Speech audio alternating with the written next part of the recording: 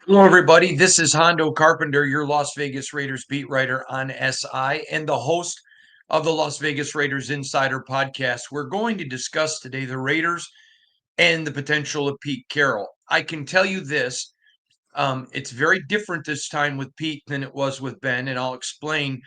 Everyone in the organization that we spoke to, everyone around the NFL, everyone close to Ben, everyone said that the Raiders move was going to happen. It was the move.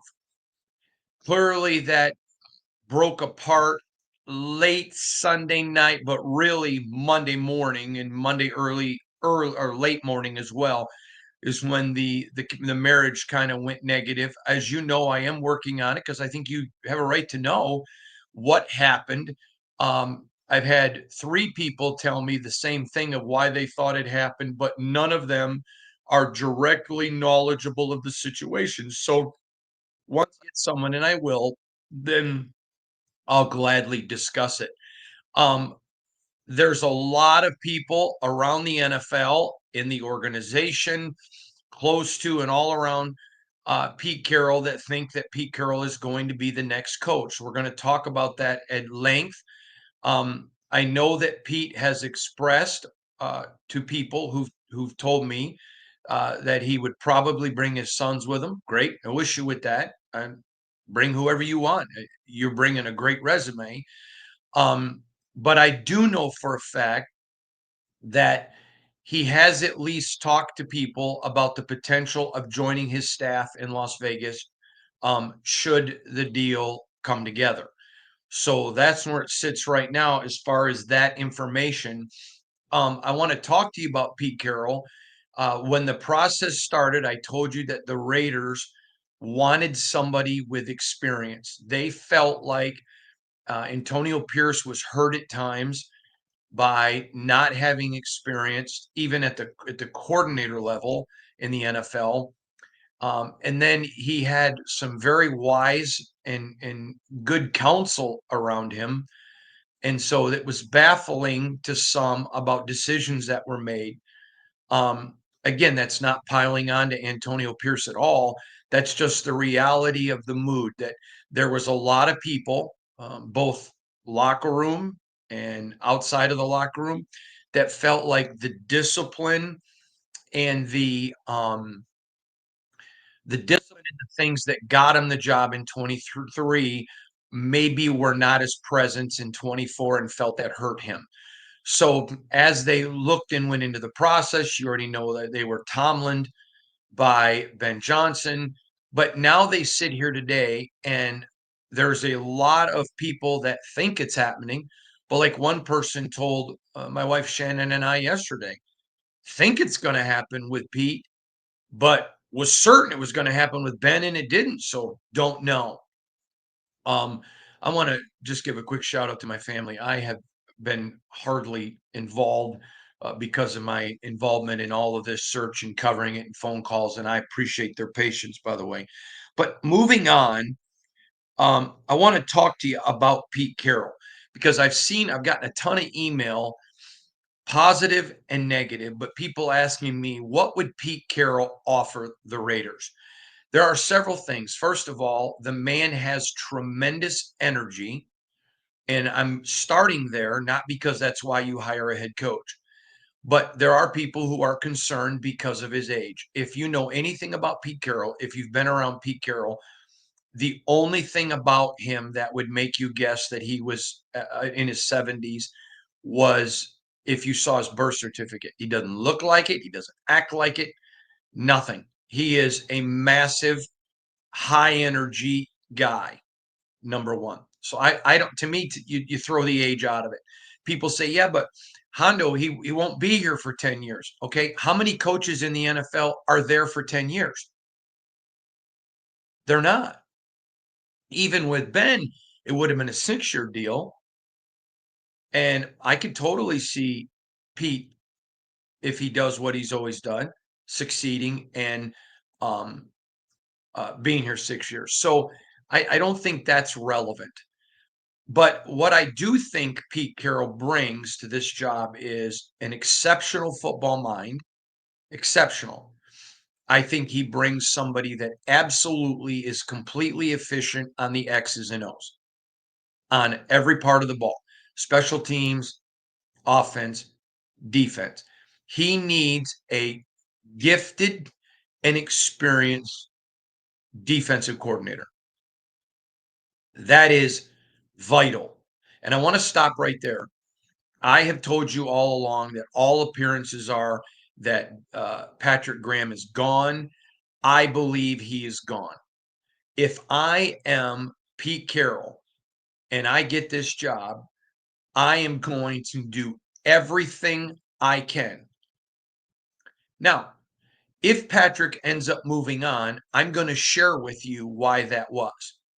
I'm not going to share with you right now because it wouldn't be beneficial to anyone involved.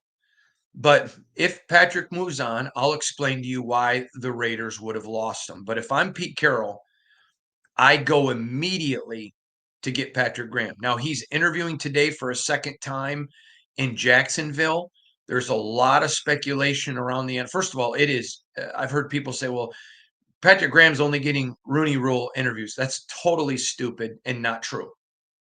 He is. They very much like him and are fascinated by him. They've got a couple of candidates there, but he is in play. If Patrick Graham were to get the job in Jacksonville, I would not be shocked if Jacksonville tried to come after Champ Kelly to be the general manager.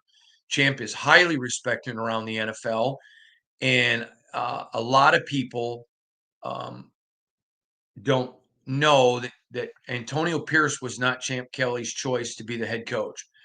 And so um, he's not blamed around the NFL for the failures of Antonio Pierce. So I think that's a definite possibility. But if I'm Pete Carroll, obviously if Patrick Graham gets a head job, he's gone. But if I'm Pete Carroll and I'm not going to get Patrick Graham, and let's say he doesn't get if he gets a head coaching job, I would be stunned if Robbie Leonard does not go with him as the defensive coordinator. I would be stunned, and the Raiders couldn't stop that. Although as I've told you before, and I broke it, they have not allowed people who've put a slip in to interview Robbie to interview him. The Raiders could not stop him from going with Patrick Graham as his defensive coordinator. However, if he goes somewhere as a DC, such as Cincinnati, where they really like him in the Natty, I know that for a fact. Obviously he couldn't hire Robbie as a defensive coordinator, so that would be interesting to watch how the Raiders played that out. I'm going to get into a lot of palace intrigue after the process is over, but if I'm Pete Carroll and it's not viable to keep Patrick Graham, I am going to woo and wow Rob Leonard in every way I can. I believe that there would be a tremendous uh, tremendous disappointment if you lose Patrick Graham and Robbie Leonard. And the defense has been the only spectacular thing about the Raiders. And that's been under Patrick Graham. And Patrick's value in the NFL is massive because of what he's done, because of the roster with all the injuries. Robbie Leonard's stock has never been higher. So I think it would behoove Pete Carroll, who I think could go out and get a very good defensive coordinator, not named Robbie Leonard and Patrick Graham. But you want to say, hey, we know the offense is in trouble, but we want our defense to stay our defense. And because they may not get a quarterback in the draft, let's continue to build through our defense and until we are able to acquire a franchise quarterback or develop somebody on the roster who they may think they can. Another thing with Pete Carroll is he's a proven developer of quarterbacks. That's a proven fact. You cannot question Pete Carroll and quarterbacks. Period. Absolute period. And he is a tremendously gifted coach who is a tremendously gifted quarterback guru. Now, I think an advantage with a Pete Carroll is you don't get the ego. Now, I understand most people don't get to know Pete. I'm not claiming to be a friend of his, but I've talked to him multiple times. One thing that you walk away, I'll give you an example. Josh McDaniels' first year as the Raiders head coach, I got a chance to visit with Pete Carroll at the scouting combine. And there was no, I walked away from that thinking, wow, literally no ego. And there's a lot of ego at the Raiders, and that's not wrong. And so if you're somebody that doesn't really have an ego, you don't really care about who gets the credit, you just want to win. Max Crosby's that way. I when I did the quote, I did the story, the deep dive on Devontae Adams. One of the things we talked about with Devontae was one of the players said, talked about Devontae being about himself, but Max Crosby would be the biggest guy to celebrate if his teammates had success, and he didn't. That is exactly where Pete is. Now, you know this. This is a fact. And when NFL owners, because they're billionaires, because of their success, there is a level of ego there. And ego in and of itself is not bad. It's when it becomes toxic. But I don't think Mark it has a toxic ego. Um, I don't think that's something with Tom Brady that I've noticed in talking to people who are very close to him. Obviously, I could change that. I've talked to him a few times, but I could change that. But there's still egos. And so the more and more egos you add, I think that's dangerous. Now, Spy Tech doesn't come in with ego at all. Again, I covered him in Detroit, know him, great guy. That was a very good hire for the Raiders. If you would have asked me, I would have kept Dave Ziegler. If you would have asked me, I would have kept Tom Telesco. And but if you were telling me you couldn't have Tom Telesco and who would you go hire, Spy Tech would have been a name I instantly would have come to probably my top five. So I think that was a great hire by the Raiders, and I think it sent a message. Then another thing about Pete Carroll is he has normally had total control, but because of where he is, because of his age, excuse me, having been out of the game, I think it's a little different. I think he approaches Spy Tech a little bit different. And so I think there are a lot of advantages to Pete. Pete Carroll's going to pick up the phone and talk to anybody that he wants. Anybody that he wants. And they're going to talk to him. He may not be able to get them, but they're going to talk to him. And I think one advantage, and was told this last night from an NFL team executive with a Pete Carroll call, is that people know his age. So if you go and do a great job, you certainly have the opportunity to be a successor. So that's out there. And so I think there's a lot of things around Pete that make a lot of sense. There are other options. I think Steve Spagnuolo obviously makes a ton of sense. Uh, Liam Cohn has a deal to stay in Tampa, but as of the taping of this, I literally made a phone call just before I got on air and was told that his deal in Tampa is not yet signed. Doesn't mean it won't be by the time you watch this, but I was told that's not signed.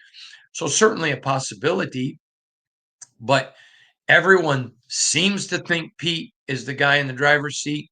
But unlike Ben, there's nobody now speaking with absolutes or certainty.